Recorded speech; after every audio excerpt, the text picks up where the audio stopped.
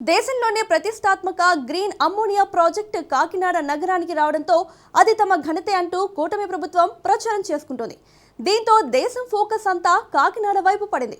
అలాంటి పరిస్థితుల్లో కాకినాడను దశాబ్దాల తరబడి పీడిస్తున్న సమస్య ఒకటి ఉంది. అదే పంచాయతీల విలీనం. ఆ సమస్యను అక్కడ అధికారం చేపట్టిన తెలుగుదేశం, వైసీపీతో పాటు నేతలెవరూ పట్టించుకోలేదు. అటు ప్రధాన పంచాయతీలన్నీ నేడు నగరం నడిబొడ్డుకు వచ్చేశాయి. జనాభా పెరిగి విస్తరణ పెరగడంతో కాకినాడను 2 నియోజకవర్గాలుగా చేశారు. కానీ పంచాయతీలను మాత్రం అనాథలుగా అలాగే వదిలేశారు. ఈ నేపథ్యంలో అభివృద్ధికి అడ్డుకట్ట వేసే నేతలు, అధికారుల తీరు ఎలా ఉందో ఓసారి చూద్దాం.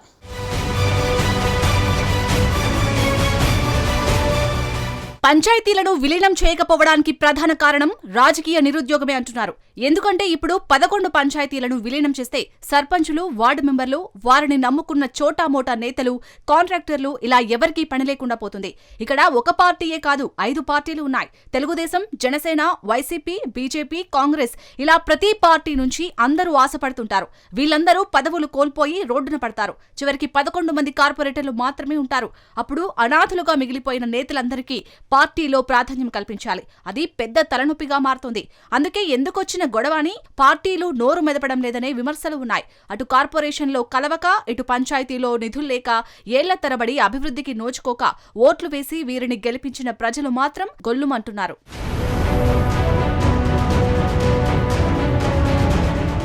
ఒకవేళ కాకినాడ కార్పొరేషన్లో ఈ 11 పంచాయతీలను విలీనం చేస్తే ఏం జరుగుతుందంటే, ముఖ్యంగా నాయకులకు, కాంట్రాక్టర్లు ఉండవు, రియల్ ఎస్టేట్ దందాలు ఉండవు, ఆదాయం ఉండదు, పేరుండదు, పవర్ ఉండదు.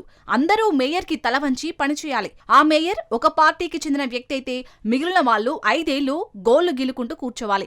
అదే విలీనం కాకుండా అడ్డుకుంటే పార్టీలతో సంబంధం లేకుండా పంచాయతీలకు కేంద్రం నుంచి నిధులు వస్తుంటాయి. రియల్ ఎస్టేట్, కాంట్రాక్టర్ల కమిషన్లు ఇవన్నీ యథాతథంగా నడిచిపోతుంటాయి. పేరుకు పేరు, గొప్పకి గొప్ప ఉంటుంది. అందుకే తెర వెనుక నుంచి తమ రాజకీయ స్వప్రయోజనాలను నెరవేర్చుకోవడానికి నేతలే విలీనం కాకుండా అడ్డుకుంటున్నారని, అందుకు పార్టీలు వత్తాసు పలుకుతున్నాయనే టాక్ వినిపిస్తోంది.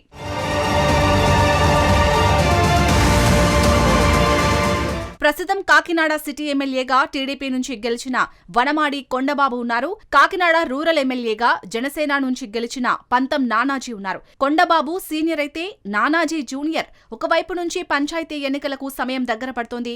అయినా సరే నేటి వరకు ఇద్దరూ కూడా నోరు మెదపకపోవడంపై జనం సీరియస్ గా ఉన్నారు. అంతకుముందు వైసీపీ నుంచి గెలిచిన కురసాల కన్నబాబు రూరల్ ఎమ్మెల్యేగా ఉంటే, సిటీ ఎమ్మెల్యేగా సీఎం జగన్ కు అత్యంత సన్నిహితునిగా ఉన్న ద్వారంపూడి చంద్రశేఖర్ రెడ్డి ఉన్నారు.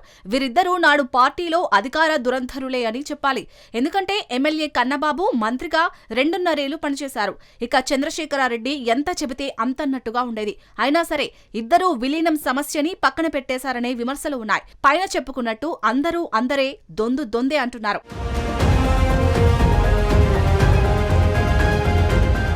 ఉభయ గోదావరి జిల్లాలోని చారిత్రాత్మక నగరాల్లో పేరున్న ప్రధాన నగరాల్లో కాకినాడ ఒకటని చెప్పాలి.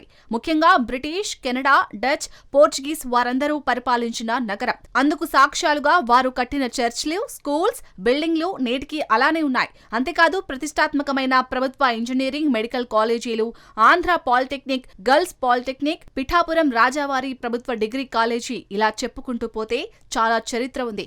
అన్నింటికి మించి పోర్ట్ ఉంది. తాజాగా గ్రీన్ అమోనియా ప్రాజెక్టు వస్తుండటంతో ప్రపంచం దృష్టి కాకినాడపై పడింది.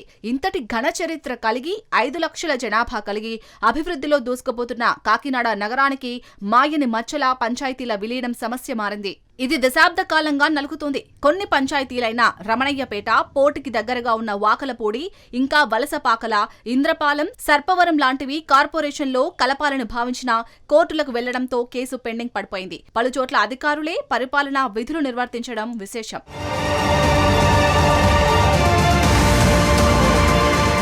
ఇదిలా ఉండగా వేగంగా అభివృద్ధి చెందుతున్న నగరాల్లో కాకినాడ ఒకటని చెప్పాలి. దేశం మొత్తం మీద అధిక జనాభా గల నగరాల్లో 115వ స్థానంలో కాకినాడ ఉంది. అయితే ప్రస్తుతం 5 పంచాయతీలు పెండింగ్ లో ఉండగానే మరో 6 పంచాయతీలు తిమ్మాపురం, కొవ్వాడ, చీడిగ, గంగనాపల్లి, తూరంగి, సూర్యరావుపేట లాంటివి కాకినాడ నగరం నడిబొడ్డుకు వచ్చేశాయి. ప్రస్తుతం పంచాయతీలో ఉన్న నగర ప్రజలు మౌలిక సౌకర్యాలు లేక విలవిలలాడుతున్నారు. ప్రధానంగా మంచినీటి సమస్య అలాగే ఉంది. ఇప్పటికీ చాలా ప్రాంతాల్లో మంచినీరు లేదు. తెలీదు. ఇక రోడ్ల తీరైతే అధ్వానమనే చెప్పాలి. కూటమి ప్రభుత్వం వచ్చాక ఇప్పుడిప్పుడే మొదలెట్టారు. అవెప్పటికి పూర్తవుతాయో ఎవరికీ తెలియదన్నట్లుగా వ్యవహారం ఉంది. చాలా పంచాయతీలో డ్రైనేజీ లేక ప్రజలు ఇబ్బందులు పడుతున్నారు.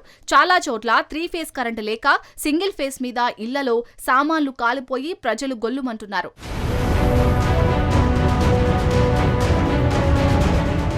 అభివృద్ధిలో కాకినాడ దూసుకుపోతుండటం, సీ పోర్ట్ డెవలప్ కావడం, జనాభా పెరిగిపోవడం, నగర విస్తరణ అంచెలంచెలుగా పెరిగిపోవడంతో కాకినాడ రూరల్, కాకినాడ సిటీ అని 2 నియోజకవర్గాలు చేశారు. కాకినాడ నుంచి భారతదేశంలోని ప్రతి ప్రాంతానికి రైళ్లున్నాయి. హైదరాబాద్కైతే నిత్యం 2 నుంచి 3 రైళ్లు నడుస్తున్నాయి. ఇంతటి డెవలప్మెంట్ కళ్ల ముందు కనిపిస్తుంటే పంచాయతీలను విలీనం చేసి నగరాన్ని అభివృద్ధి చేస్తే విశాఖపట్నానికి ధీటుగా మారుతుందని, రాష్ట్రానికి ఒక ప్రత్యామ్నాయ ఆదాయ వనరవుతుందని మేధావులు చెబుతున్నారు.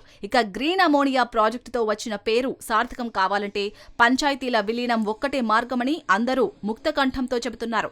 మరి ప్రభుత్వం ఏం చేస్తుందో వేచి చూడాల్సిందే.